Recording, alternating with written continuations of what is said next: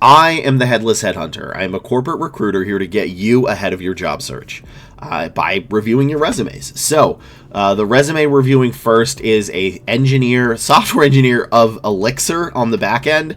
I will be perfectly honest with you.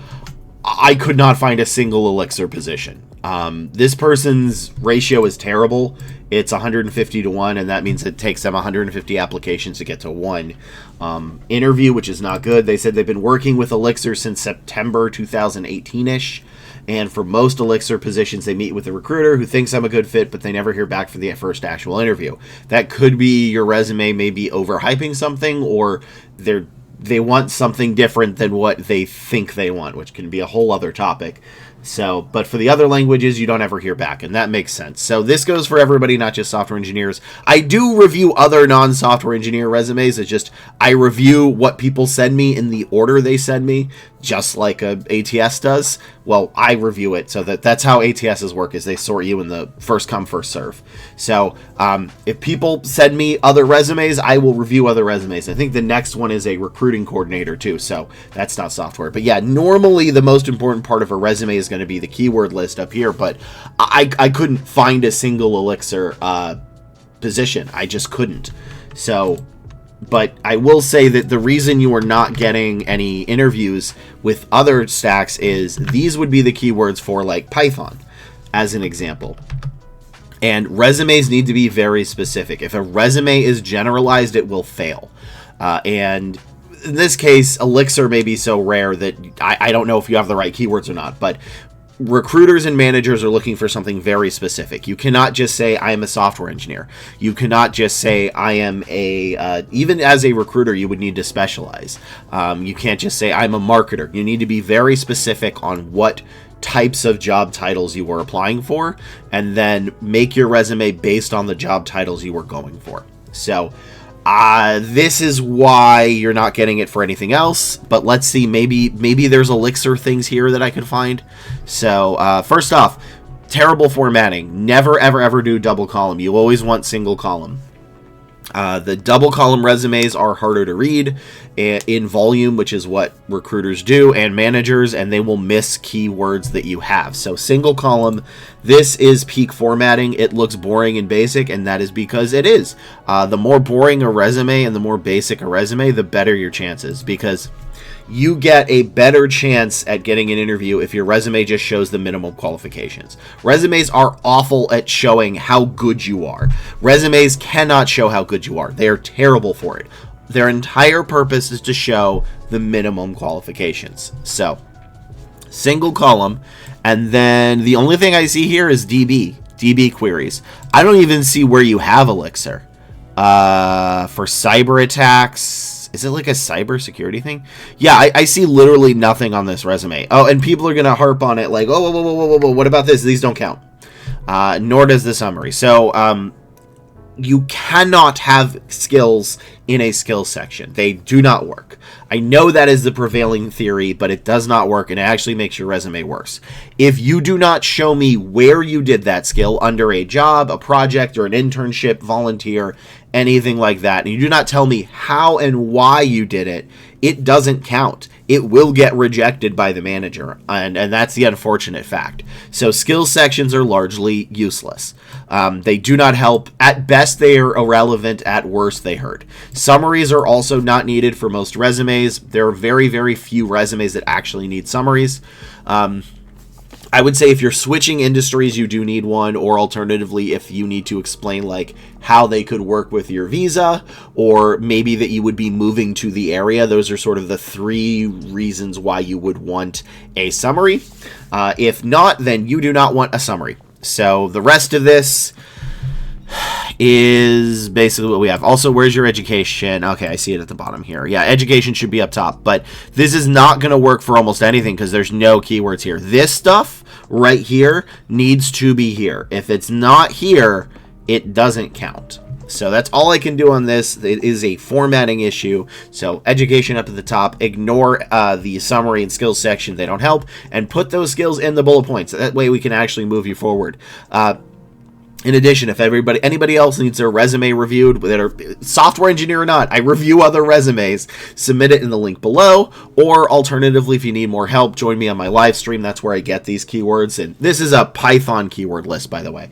So this is join me on my live stream at Monday, Wednesday, Friday at 11 a.m. PST till about 2, and let's go to the next resume. This is a resume of a recruiting coordinator. The last time they went job hunting, they got an offer in 2 weeks. They don't know why they're not getting any traction now. Well, it's probably because the market is terrible. In late 2022, the market started to crash and hasn't recovered since then. So it looks like this person probably got a job right afterwards, based on this. So, yeah, basically getting a job in late 2022 or getting a job there and it starts in the next year was sort of like getting out of the last ship at a disaster. So the market is terrible, especially for recruiters right now.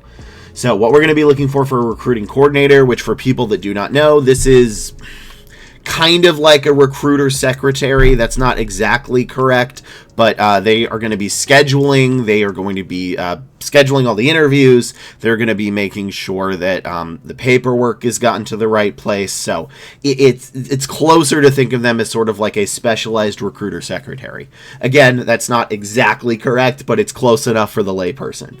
So what we're going to be looking for is MS Outlook or G Suites, your education, ATS, and then you do need to name which ones you've used, such as Workday, Taleo, ADP, and HRIS or HRMS if it was one of those as well. MS Teams and Slack. Scheduling and calendars is huge. That is a majority of the job. We want to know that you can coordinate over time zones, that you can initiate background checks and keep the paperwork going. Multitask and attention to detail, also very massive. You need those. Those are like the key ones. You've done previous recruiters and HR jobs before, and on-site is a huge bonus. A lot of recruitment jobs are on-site. The ones that are not always, but often outsourced to other countries. So, with that being said, we do not know their ratio, but I assume it's bad. Let's see what it is. So, detail and proactive recruitment professional with 20 years of experience coordinating. Okay. Again, no summaries. Summaries do not matter. We want to see those in the job descriptions. So, you were from an RPO. That is fine. An RPO is a recruitment process outsourcing. I've worked for one or two before. This should be on one line. Remember, this is the formatting you want. Also, let's look for education. Education is okay. So this is okay. It was high school and not a bachelor's, but they did actually want high school for a lot of them. So it's okay to not leave that up at the top. So I'll have an exception. Manage job posting across multiple platforms, ensuring accuracy and visibility to direct talent. What kind of platforms? Review and refine client-supplied job descriptions. Okay, so typically, coordinators are not the ones that do the job descriptions. That's usually the actual TA itself, but it's okay to have a sentence with it, but that's not what I'm looking for. Coach recruiters are for data entry and system usage, enhancing. I don't care about that. Like, that's not your job in most of these. It's good. It's impressive. I've done the same, but it's not something you really want to put on. Audited ATS data to maintain integrity and timely updates. What data? What ATS? They want to know. Was it Greenhouse? Was it Workday? Was it Taleo? Was it something else? They need to know. Oversaw candidate onboarding and streamline process. Again, you don't tell me how. So here's sort of the problem with this. Is this a giant thing? You only mention one ATS, and you don't tell me what kind it is. And you also say that you did onboarding, which is... we're including that under background checks, onboarding, I-9s, that's the same. So this giant waste of space, there's only two things that I'm looking for. And even then, those are not sort of the biggest ones. I need to see not just that you've multitasked and you had attention to detail. How did you do that? You can't just say I multitask. I cannot say I am a good recruiter because I don't tell you why. I am a good recruiter because I placed 3rd out of 55 over placements, and after going through my training, the sourcing team made 180% increase in placements. So that is why I'm a good recruiter, but I can't just say it without giving you the background. So How did you onboard them? How did you streamline? Did you use did you use G Suites or MS Outlook or MS Office? That should have been MS Office, not Outlook. Sorry, Outlook is included under Office, but was it Word? Was it Excel? How did you multitask? I don't know. And this is going to be the most important thing, especially for an RPO. They usually like that. So. Create, maintain, and update field trip MS Access. I don't know if I'd really care about MS Access. Receive and review field trip information per year. Okay, but like, how did you input it?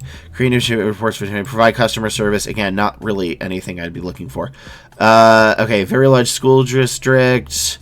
Administered leadership selection pipeline. I mean, that could be okay. Screen applicants, because this is recruiting, not necessarily recruitment coordinator. So yeah, this is sort of your big problem, is this is spread across multiple things, and the market was pretty good at this time. Well, it wasn't, but you probably got hired beforehand, right before it crashed. So I need to see these things. And I think you need to sort of retool your resume into probably one of two different things. One is for recruiting coordinator. The other is for the actual TA itself, which is talent acquisition. Admittedly, those names can sort of go together, but the roles of what a talent acquisition person does is not always going to be the same as a recruiting coordinator. And these are the things that I care about. I didn't see nothing about calendar management.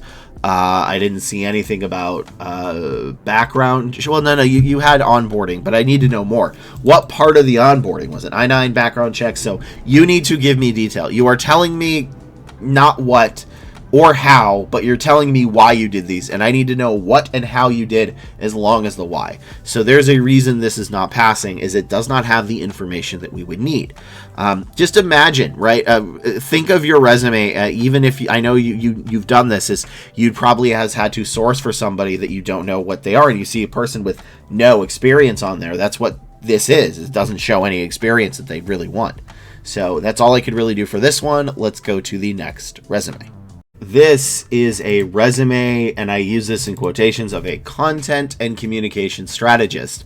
I will be honest, I could not find a job title with content and communication strategist. The best I could find was a communication strategist, which was sort of like a PR person. So these are the keywords I found. Take them with a grain of salt. They may not be correct. I want to be clear. I do not know if these are the right keywords, because I could not find the right titles. If these are the correct for like a PR person, we're going to need like stakeholders, multitask, meeting deadlines, large scale events, previous, like how you did it, like, you know, like was it through newspaper, was it through internal communications? Then we also want Office Suite products, so Word, Excel, PowerPoint, Outlook, Microsoft Teams, and SharePoint. And there are probably more, but again, I don't know if those are accurate or not. So hopefully they are at least some of them. So this person has a ratio of 150 to 1, which is terrible. And they are trying to stay fully remote, which I do not blame them for. People, you do not need to justify if you want to do remote or not. It is going to tank your chances, but, you know, that's... I fully get it. I've worked remote. I love working remote. So no judgment on that one. It's just going to make it a little bit harder. So let's see what's wrong with this. What is this? Okay, so I think this is marketing. So this is not good. Okay? None of this is here. I don't need any of this. This is not what I need. So there should be... You really... Okay, here's the thing. People ask, what do recruiters want? What do recruiters want? It's the bullet points. This is what we want. This is a checklist. And yes, everybody is correct in that experience trumps education, but education is a checklist where we can just say, okay, got it, and move on to the next one. So you still want your education up top if it's related. Then you want this stuff, and then you want your work history. This right here is doing nothing but hurting your chances. Same with this. So realistically, this resume doesn't actually start till down here. So you can delete those. Again, if you have a skill section, it just doesn't count. You need to show in the bullet points how you did it. All right. So this is formatted badly. You need to make it look like this. This is peak. This is harder to read. Collaborated with IT. What do you mean collaborated? I hate the word collaborated. Like, did you walk into the door and say, hey, Bob, and then that was your collaboration for the year? Or did you say, work together to create Excel templates and PDFs to troubleshoot mobile apps, right? Like, what does collaborated? Worked with is fine, but, like, what did you do? Lead webinars. This one could be a keyword. Guide members through wire. Like, again, I know these keywords are not 100% accurate, but the ones I did say, these are not really what I'd be looking for, except for this. The troubleshooting guide could be good. But what did you create the troubleshooting guide for? Was it a video guide? Was it in Word? Was it in PowerPoint? Was it in PDF? Who did you present it to? I need more. Consistently provide high-level support via email and phone channels. How? Top of the mountain recognition. Okay, here's the biggest problem with this. And there's a huge issue with this is people... If we cannot understand your brag, it's not a brag. Consistently provide high-level support via email and phone channels, earning top-of-the-mountain recognition 5 times for customer support. I don't know what a top of the mountain is. I don't know how important that is. I don't know if you were the one in charge of that. You could have, again, you could have been the one who gave yourself that award. I don't know. So I would honestly probably just redo all of this resume. I don't think I see anything that's salvageable. Yeah, there's like nothing salvageable. And again, how did you improve efficiency by 35%? Was that a metric you actually tracked? And its satisfaction score could be. But yeah, you need to. Because like, again, like in the previous one, I said, I am a good recruiter. During that job, I made President's Club. Cool. What is President's Club? It's different at every company, and the person reading your resume may not know. So I wouldn't necessarily say President's Club. I would say President's Club, as I was placed 3rd out of 55 other recruiters. That gives you context. That is why you want to do that. So you cannot give me no context. None of this is decipherable. None of this is gonna work. Video monitoring. Yeah, I don't think I see a single bullet point that I would need. So you will need to focus on the keywords. Please pick 10 to 15 jobs that are good job descriptions, which I'm going to make a guide on that. It's just coming along very slowly, but find 10 to 15 job postings that you want. Look at the qualifications, the need to have, nothing else in there matters. And if it's not in those 10 to 15 job descriptions, it doesn't matter. So the reason you are having an issue is not just because it's remote. That is harder to do, and you would normally I'd say a 1 in 50 is a C-. For remote, you need to add 25 to that, but because it's just harder and it's more competitive. But there's nothing I can see here that is salvageable. This needs to be completely rewritten, and I'm not trying to be rude. I know what you're going for, and what you're going for, you need to have a amazing resume, and this is not it. So formatting is off, bullet points are off, and I really don't think these are going to be the keywords they're going to be looking for. Cross-functional maybe, but that's like it. So let's go to the next resume. This is a resume of a data science they put me a lot of stuff. Data science / machine learning intern. Realistically, a data scientist and machine learning intern both would require slightly different resumes. So they said they're applying for internships. They've submitted about 100 applications. You've only received a few first round interviews. That's actually not bad. Like, internships are highly competitive. If you get like 2 or 3 internships out of 100 applications, that's pretty solid. Let's see. Not a fan of skill sections. Believe me, I've heard you. I may try a version without it soon. One interesting pattern they've noticed, they tend to get interview calls from established companies. They don't perfectly match your resume's keyword. Yeah, you don't need all the keywords. You need about 75%. That's about the break point to get a interview, is about 75%.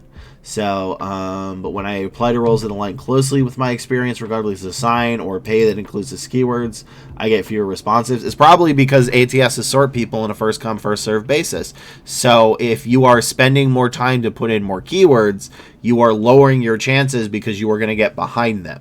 Like, nurses and accountants can afford to wait like a week, but internships could, if you don't apply within the first hour or two, you may not get seen. So let's look for machine learning. These are not going to be all the keywords, but again, interns are slightly different. So Aspiring NLP, don't care. All right. Education, this should be, so the formatting's off. You need to make it look like this. So nothing here should be bolded. It should be just black and white. This should be one line. I don't need this. This can be good, but again, one line, that's all I need. Skill sections, again, don't care about skill sections, should be deleted. Then course tester for AIDE courses. Nothing here should be bolded. This should be one line, and then validated Python-based and related tools for coding assignment across multiple ML-related projects, ensuring 90% accuracy. So this part I don't care about, but nope, this part I don't care about. It's not going to show it. There you go. This part I don't care about as much. But this is actually a pretty solid first one. It said used Python and other tools, but what were those tools? For coding assignments across multiple ML and AI. Those are most of the stuff. So what we're going to be looking for in internships specifically is that you can take direction and criticism, that you can work well with others, you have your education up at the top, which you do, and then ML stuff, so PyTorch, TensorFlow, maybe like Hugging Face. There's going to be a lot of those, essentially. You can ignore this part. There's going to be a lot of different keywords for that, but primarily I just need a very small basis. Like, I don't need to know that you're the biggest coder ever. I don't need to know 1,000 of them. I just need to know use Python, use SQL, use maybe APIs, and possibly cloud, along with some AI stuff. So this resume is too dense and it's hurting it. Enhanced course content ranging from DE to ML. What? Okay, here's part of the problem. Hopefully, if you're applying to machine learning internships, they know what ML is. They may not. Hopefully, they do. But also, you can, if you're applying to, say, NLP, they may not know what NLP stands for. So you want to write it as machine learning, and then in parentheses put ML, and then throughout the rest of the resume, you can use the acronym. And you want to do that for a lot of others, especially NLP. So they may not know what that is. Because if the manager just told them look for neuro, I forgot to put the L is, processing, and you say NLP, they may not realize it. So, and I don't care about enhancing course topic, but you do have some of the right stuff. Git is good. Yeah, this is too dense. You over-engineered it to the point where they're not going to be able to find what they're looking for. Because remember, for internships specifically, we're not looking for 1,000 different things. We know you're not the best. That's okay. You're an intern. You're here to learn. And I need to know that you can do that. And I don't see any of that here. Yeah, how do I know you can work with others? How do I know that I can tell you, hey, your name, Bob McBoberson, your code is not very good, but here's how to fix it, and you will not freak out and run out of the building crying, or flip a table. I need to know that you can work with others and be led, not that you lead. So it's not the worst because your bullet points are okay. They could be a lot better, but this is, I understand why you're getting about 1 in 100, because I guess that's actually what it is. It's not 1 every 3 or 4 for every 100. It's about 1 to every 100. But some of these bullet points are okay. Like this, if you just had this, it would be good. So stop thinking we need to see the best of the best of the best for internships. We just need to know that you have the basic fundamentals, you can work well with others, and you can take direction. And in this case, those basic fundamentals are going to be for machine learning stuff. So Python, like I said, SQL, API, Git could be good, PyTorch or TensorFlow, and then NLP, ML, that kind of stuff. And then if you have an acronym, make sure it's the full word first. Then in parentheses, you have the acronym. And then throughout the rest of the resume, you could use the acronym. But yes, this is absolutely hurting you. This is also hurting you. Let's go to the next resume. This is a resume of a DevOps / cloud engineer. Well, technically it's a DevOps resume, but honestly, as far as I can tell, cloud engineer and DevOps have the same keywords. It might be slightly wrong for cloud engineer, but DevOps engineer, this is the actual keywords that we're going to be looking for. So they are, let's see, what we need is cloud, DevOps, CI/CD, Docker, infrastructure as code, IAC, troubleshoot, Kubernetes, monitoring and logging, catching, scaling, and parallelization, GitHub, SQL, network protocols, firewall management, and security. This, we do not know the ratio. They only know that they've gotten 2 internships, one through networking and the other through a school career fair. So assuming this is not an internship, which it again, because the resume that gets you an internship is probably not going to get you a full-time job. You need a little bit of different stuff. So I'm going to judge this as if it was a full-time job, but hopefully that is correct. So, education, this should be 2 lines. Probably, you could probably fit that into 1 line, and then I don't need this. Nothing here should be bolded. Nothing here should be bolded. This is the formatting you should be using. Also, everything besides your contact, all of this should be 10.5 Arial. It's just easy to read, 10.5 Arial. It's also dyslexic friendly, so that's the kind of font you want. But the only thing that should be bolded is this, and this. Nothing in here, nothing in here. So, designed and deployed a scalable cloud. Good. Was Terraform one of them? No, but it could have been. Implementing CI/CD. Good. Manage SSL certs. I don't know if that's needed. And reverse proxies. Full deployment across both developments. But this is okay because, again, this has CI/CD and it has cloud. Ideally, you would say cloud infrastructure, and then you would put in parentheses what kind of cloud, because they may want to know if it's GCP, they may want to know if it's AWS or Azure. Automated SSL certificate with renewals. I don't know if SSL is really needed. And EC2. EC2 could be. That may be more for the cloud engineer than the DevOps. So, improving uptime, security, and disk usage. I don't know. I know security. That's good. Reduce cost by Docker to Amazon Linux. I don't know if I care about this. Migrated between SNHA to Docker. Terraform. Terraform could be a keyword. Updated usage, delivered AWS cloud, it's good. Excel reports, AWS.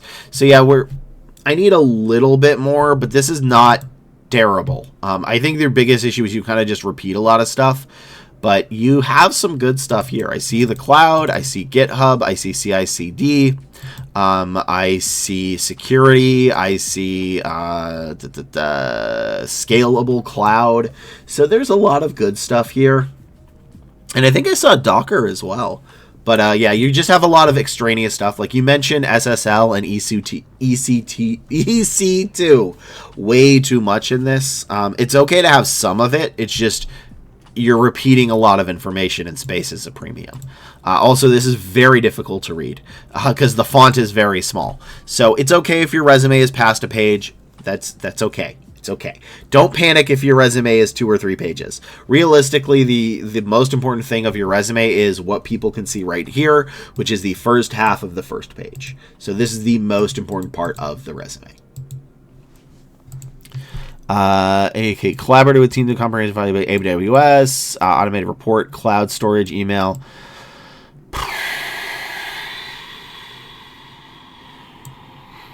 So yeah, I don't think this is bad. I think it's just too wordy, and there's a lot of extraneous stuff. If you take out the extraneous stuff, you will probably be getting some solid job offers. We're talking like probably a 1 in 35, 1 in 40, and all you have to do is just sort of shrink it down.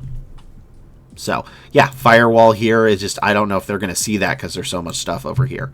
Projects. Is there anything I'm really missing?